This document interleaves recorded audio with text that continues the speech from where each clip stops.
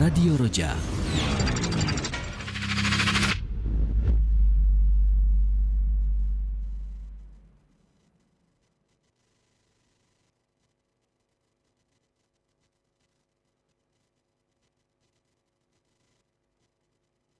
Bismillahirrahmanirrahim. Assalamualaikum warahmatullahi wabarakatuh. Alhamdulillahi wahdah.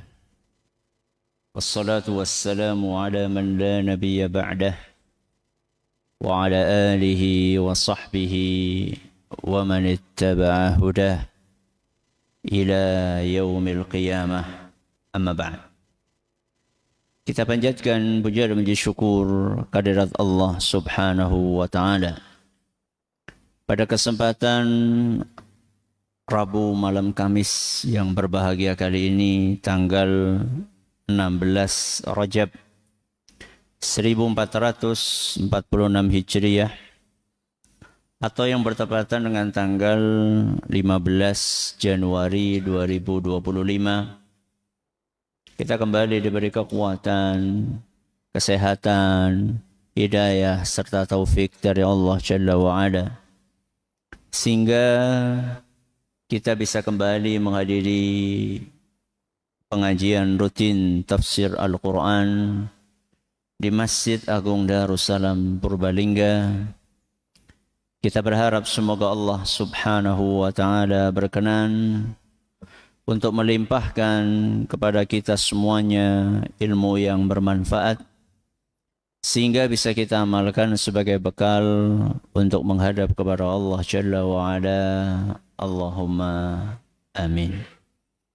Salawat dan salam semoga senantiasa tercurahkan kepada junjungan kita Nabi Agung Muhammad sallallahu alaihi wasallam, kepada keluarganya, sahabatnya, dan umatnya yang setia mengikuti tuntunannya hingga akhir nanti.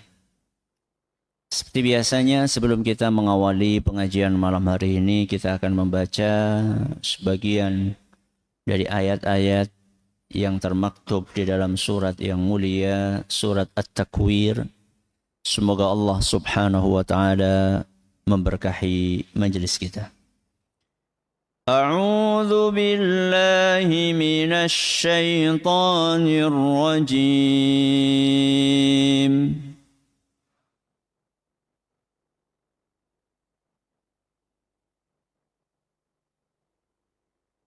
بسم الله الرحمن الرحيم.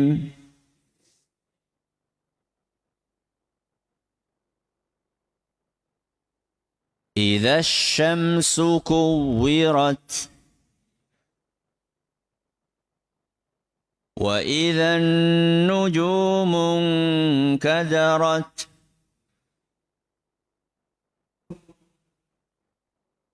وإذا الجبال سيرت وإذا العشار عطلت وإذا الوحوش حشرت وإذا البحار سجرت وإذا النفوس زوجت وإذا الموءودة سئلت بأي ذنب قتلت وإذا الصحف نشرت وإذا السماء كشطت وإذا الجحيم سعرت وإذا الجنة أزلفت علمت نفس ما استحضرت.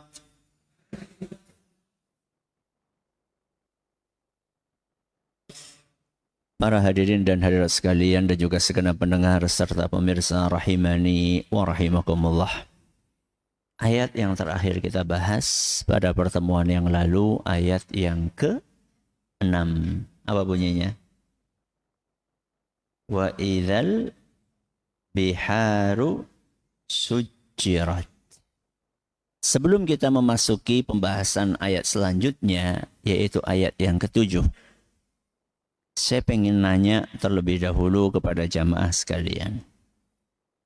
Ada berapa peristiwa yang Allah ceritakan di awal surat At-Takwir? Jeneng sepi. Ada berapa peristiwa? Banyak we pira. Berapa peristiwa? Sering saya ulang. 12. Masya Allah. Barakallahu fiik. 12 peristiwa Allah ceritakan di awal surat At-Takwir. Dan 12 peristiwa itu bisa dibagi menjadi 2. Berapa dan berapa? 6 dan 6. Apa perbedaannya antara 6 yang pertama dan dengan 6 yang kedua? 6 yang pertama terjadi sebelum hari kiamat. Di akhir habisnya masa dunia. Sedangkan 6 peristiwa yang kedua adalah setelah terjadinya hari kiamat, di awal-awal hari kiamat. Kita sudah bahas berapa peristiwa? 6 peristiwa. Karena kita kemarin terakhir membahas ayat ke-6. Berarti mulai hari ini kita akan berpindah untuk membahas 6 peristiwa berikutnya. Yang 6 peristiwa itu terjadi setelah terjadinya hari kiamat. Kata Ibnu Abbas radhiyallahu anhuma, hiya isnata asyarata khaslah. Allah menyebutkan 12 peristiwa. Sittatun fid dunya wa sittatun fil akhirah. 6 peristiwa yang pertama terjadi di dunia. Sebelum apa? Hari kiamat.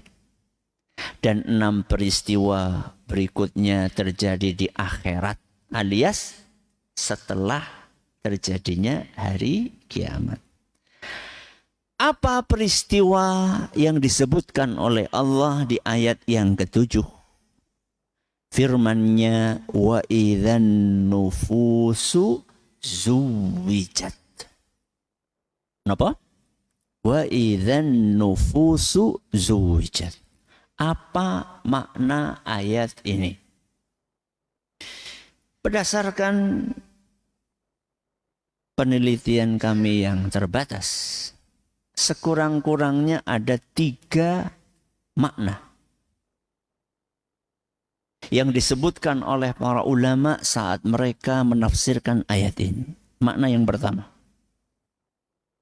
wa idzan nufusu zuwijat, artinya apabila jiwa dan raga dikumpulkan kembali. Apa yang pertama? Apabila jiwa dan raga dikumpulkan kembali. Jiwa dan raga siapa? Jasad dan ruh. Ini makna yang pertama. Makna yang kedua, apabila para manusia dikumpulkan dengan orang yang serupa. Apa yang kedua? Apabila para manusia dikumpulkan dengan orang yang serupa. Sudah berapa ini? 2. Makna yang ketiga.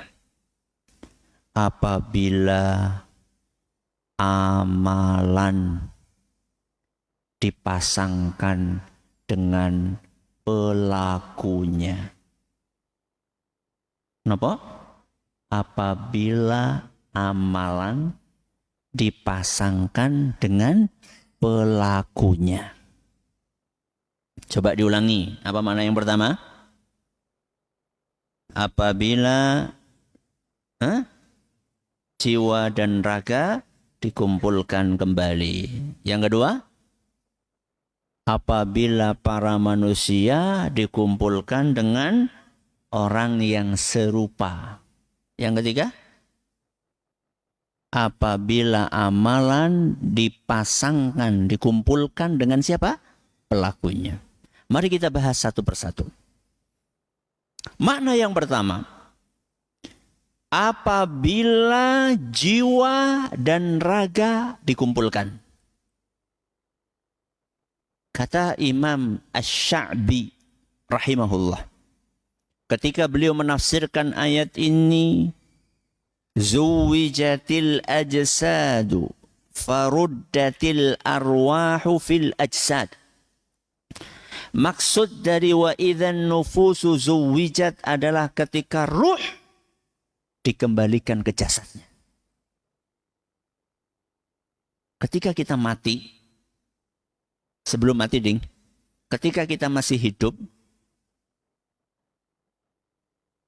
jiwa dan raga, ruh dan jasad kemana-mana bareng. Termasuk jenengan sekarang? Iya apa enggak? Ya. Jenengan di sini jasadnya apa ruhnya? Dua-duanya. Berarti fokus ke. Ya, ada sebagian orang jasadnya tok, ruhe mbono ngendi? Nang alun-alun ruhe. Jadi ketika kita masih hidup, jasad dan ruh kita selalu nopo? Bersama-sama. Begitu kita mati, apa yang terjadi? Dipisah. Nyawa dicabut. Itu berarti ruh dikeluarkan dari jasad. Sampai kapan ruh dan jasad itu berpisah? Sampai kapan? Sampai kiamat. Begitu kiamat terjadi, maka ruh akan dikembalikan oleh Allah Subhanahu wa ta'ala ke jasad masing-masing. Ada berapa jasad saat itu? Ada berapa jasad? Maksudnya berapa manusia saat itu? Enggak tahu berapa. Kan enggak ada sensus sampai hari kiamat toh. Katakanlah ada ratusan miliar. Ustaz apa keliru gue? Mungkin enggak keliru. Ruweh si Anu mlebu ngone si Anu gitu. Mungkin? Mungkin? Ya ora mungkin lah. Emang petugas TPS yang mengembalikan? Ya. Yang mengembalikan itu Allah Subhanahu wa ta'ala. Tidak mungkin keliru. Jadi nggak usah khawatir loh. Nyongkin niki ruweh. Kau tunggu nyong. Tidak mungkin. Karena yang mengembalikan siapa? Allah. Berarti jamaah yang kami hormati, balasan atas apa yang kita lakukan di hari kiamat nanti berupa nikmat atau berupa azab, berupa surga atau berupa neraka. Balasan itu akan dirasakan oleh jasad atau oleh ruh.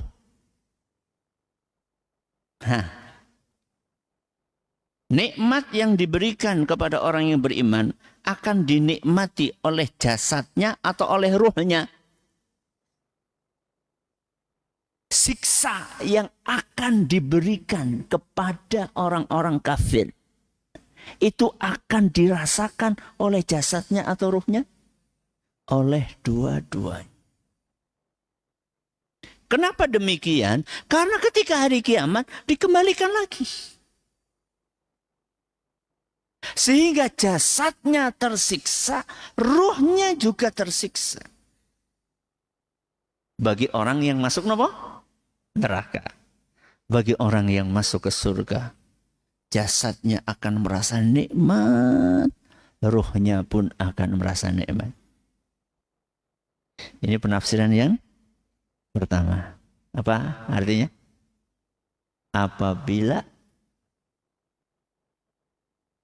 Apabila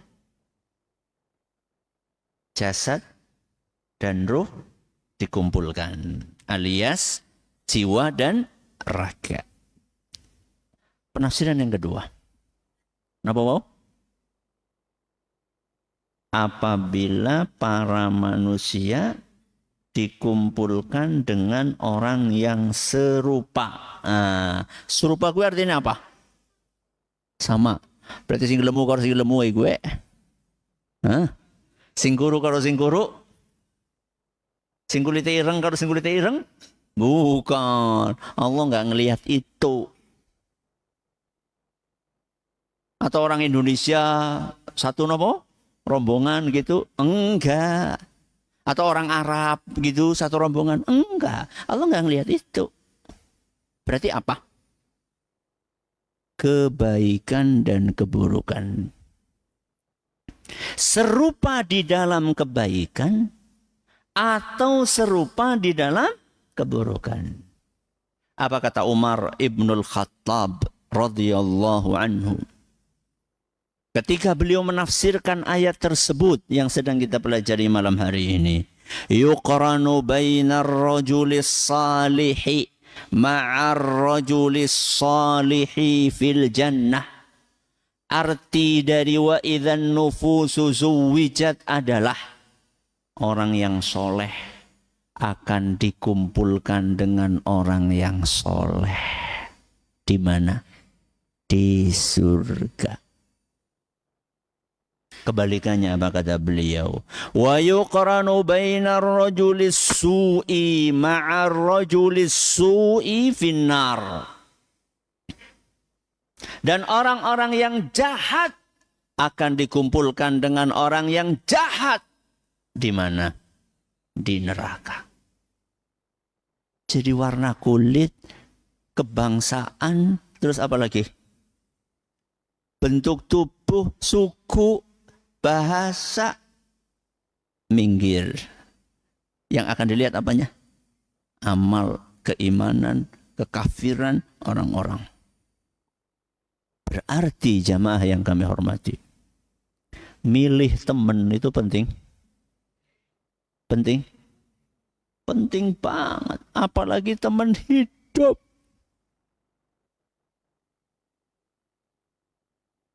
Karena masing-masing dari kita akan disatukan, akan dikumpulkan dengan orang-orang yang serupa dengan kita. Makanya para ulama kita dahulu mengatakan, as-sahibu sahib. Teman itu akan geret kita. Geret kemana? Kepada kebaikan atau keburukan? Kepada kebaikan atau keburukan? Tergantung.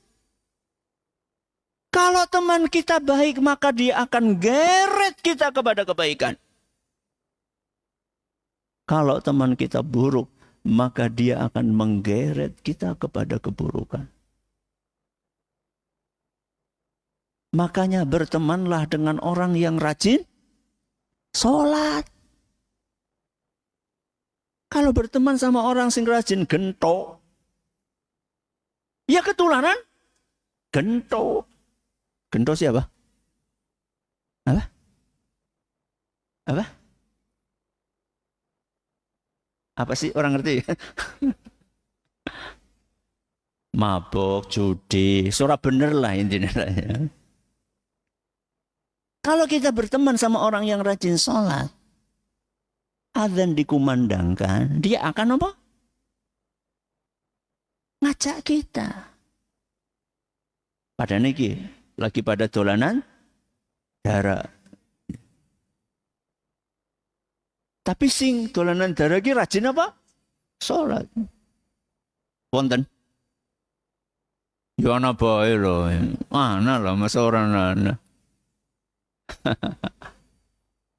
Terus dia ngajak kita, salat di situ yuk. Akhirnya kita pun apa? Terseret kepada apa? Kebaikan. Tapi kalau misalnya kita bergaul sama orang yang nggak benar, rata doyan apa? Sholat, rata doyan ngaji. Sudah jam 5 hari Rebo, ya. Wis arep apa? Mangkat. Apa kata teman yang nggak benar itu? Engkau lah dilamaning loh. Begitu sudah mepet banget lah wis tanggung rosah bae. Akhirnya nggak jadi apa? Maka kita harus selektif di dalam memilih teman kita. Karena urusan teman itu bukan hanya membawa dampak di dunia saja, tapi juga akan membawa dampak sampai ke akhirat. Teman di dunia nyata atau di dunia maya? Dua-duanya. Teman di dunia maya berarti teman kantor, teman apa lagi? Teman mancing, teman apa? Goes, teman apa lagi? Teman apa? Futsal. Itu teman di dunia nyata. Di dunia maya? Teman grup WA. Terus teman apa? Di Facebook. Ya. Teman di Instagram. Hati-hati. Jangan asal ada orang DM langsung diiyakan. Lah sepenting kan profilnya keton ayu itu. Ya, itu emang profil dia. Belum tentu juga. Ya. Apa kata Nabi kita Muhammad sallallahu alaihi wasallam dalam sebuah hadis yang diriwayatkan oleh Imam Ahmad dan isnadnya dinilai sahih oleh Imam Al-Hakim. Kata Nabi SAW, وَلَا يُحِبُّ رَجُلٌ قَوْمًا إِلَّا جَعَلَهُ اللَّهُ عَزَّ وَجَلَّ مَعَهُمْ. Seseorang yang mencintai orang lain, pasti Allah akan kumpulkan dia dengan orang yang dicintai. Seseorang yang apa? Mencintai orang lain pasti akan dikumpulkan bersama dengan orang yang dicintainya. Jenengan cinta sama siapa? Sama siapa? Jeneng sepi. Pemain bola yang mana? Yang ditempel di kamar jenengan kue gambare siapa? Hah? Oh enggak ada, Masya Allah. Alhamdulillah. Kalau kita mencintai Rasulullah sallallahu alaihi wasallam, maka kita akan dikumpulkan insya Allah bersama beliau. Berarti kalau dikumpulkan sama Rasulullah kira-kira di mana? Ya mesti di surga. Lawang Rasulullah sallallahu alaihi wasallam itu tinggalnya di mana?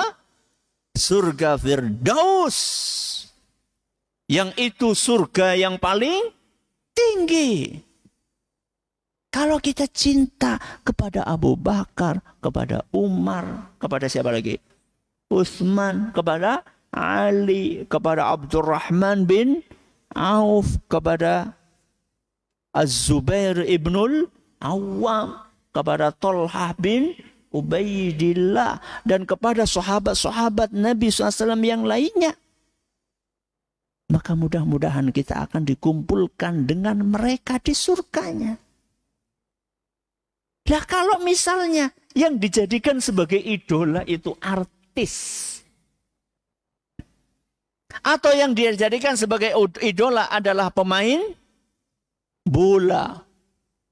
Nggak peduli apa agamanya, beriman nggak beriman, poran, sing penting pinter main bola, dapat apa?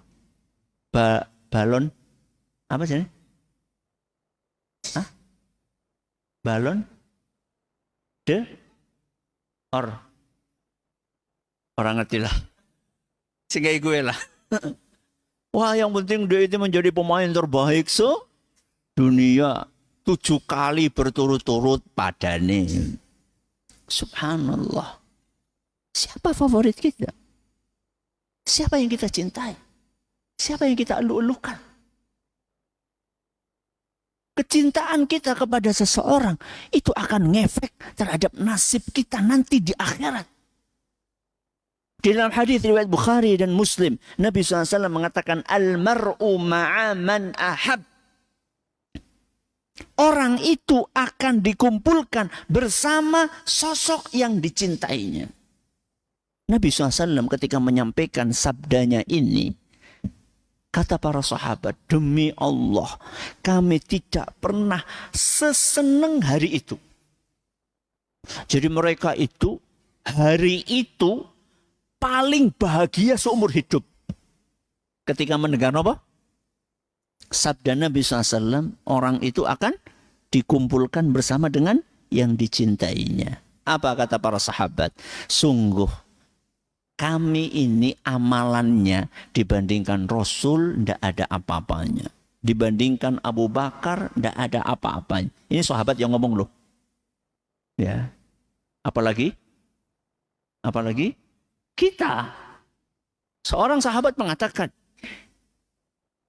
amalan kami dibandingkan Rasul tidak ada apa-apanya. Amalan kami dibandingkan Abu Bakar tidak ada apa-apanya. Akan tetapi kami berharap bisa dikumpulkan bersama Rasul dan Abu Bakar. Walaupun amalannya nggak sepadan. Dengan apa? Dengan kecintaan kami kepada Rasulullah SAW dan para sahabat. Ya. Hati-hati milih apa? Teman. Apalagi milih panutan. Milih apa? Panutan.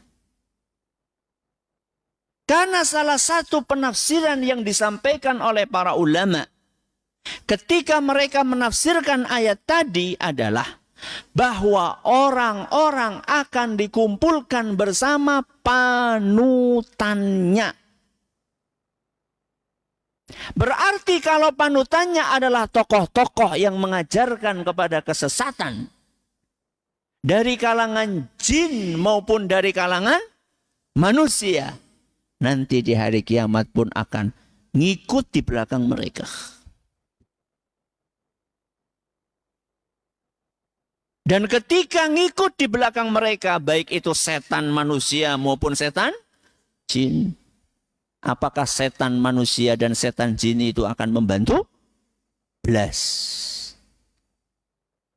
Apa kata Allah Subhanahu wa Ta'ala ketika menceritakan kejadian, salah satu kejadian di hari kiamat? Allah ceritakan dalam surat Ibrahim ayat 22. Allah Subhanahu wa Ta'ala berfirman, setan berkata, "Wa ma kana liya 'alaikum min sultanin illa an da'awtukum fastajabtum li." Setan akan memberikan apa itu kalau kita mau menyampaikan saya mau menyampaikan sesuatu tapi jangan diprotes ya, itu namanya apa sih? Apa istilahnya kalau sekarang? Bukan. Apa declare apa? Disclaimer. Nah, setan memberikan disclaimer. Ya, ngerti disclaimer apa lagi? Pernyataan saya nggak tanggung jawab. Kira-kira seperti itu. Disclaimer. Apa disclaimernya setan? Saya, kata setan, itu nggak punya kuasa atas kalian wahai para manusia. Dulu ketika kalian di dunia, saya itu cuma ngajak aja. Cuma ngajak. Kok kalian nurut? Fala talumuni walumu anfusakum. Jangan kalian salahkan aku, salahkan kalian sendiri. Ini kan jelek banget kan? Ya. Beboi banget sih. Ma antum bimusrikhiya wa ma ana bimusrikhikum. Kalian gak akan nolong saya gak akan nolong kalian. Itulah panutan-panutan yang tidak bertanggung jawab. Jadi ketika setan dorong-dorong kita, ayo dolanan HP terus. Esok, sore, awan, bengi. Ya. Kemudian kita nurut sama setan. Kita habiskan waktu kita untuk mainan HP. Setan akan bantu kita nanti dari kiamat? Enggak. Bagaimana mungkin setan mau bantu kita, wong dia juga masuk neraka? Panutan yang akan bertanggung jawab adalah panutan yang baik. Nabi kita Muhammad SAW. Dengan izin Allah Subhanahu wa ta'ala, beliau akan memberikan syafaat kepada umatnya. Akan memberikan bantuan dengan izin Allah Subhanahu wa ta'ala. Maka jadikanlah panutan kita adalah Rasulullah SAW. Bukan sosok-sosok yang menyesatkan kita. Baik itu dari kalangan jin maupun dari kalangan apa? Manusia. Ini penafsiran yang keberapa? Penafsiran yang kedua. Penafsiran yang ketiga. Napa wow? Apabila amalan dipasangkan dengan pelakunya. Maksudnya apa? Kurinan nufusu bi'a'maliha. Kata para ulama tafsir, makna yang ketiga, setiap manusia akan digandengkan dengan amalannya. Amalan baik atau buruk? Amalan baik atau buruk? Dua-duanya. Yang akan menyertai kita, yang akan membersamai kita di hari kiamat adalah amal yang kita kerjakan. Maka beruntunglah orang-orang yang nanti di hari kiamat, yang membersamai dia adalah sholatnya, yang membersamai dia adalah puasanya, yang membersamai dia adalah haji, baca Qur'annya, zikirnya, ngajinya, apalagi birrul walidainnya. Bersyukurlah kepada Allah orang-orang yang seperti itu.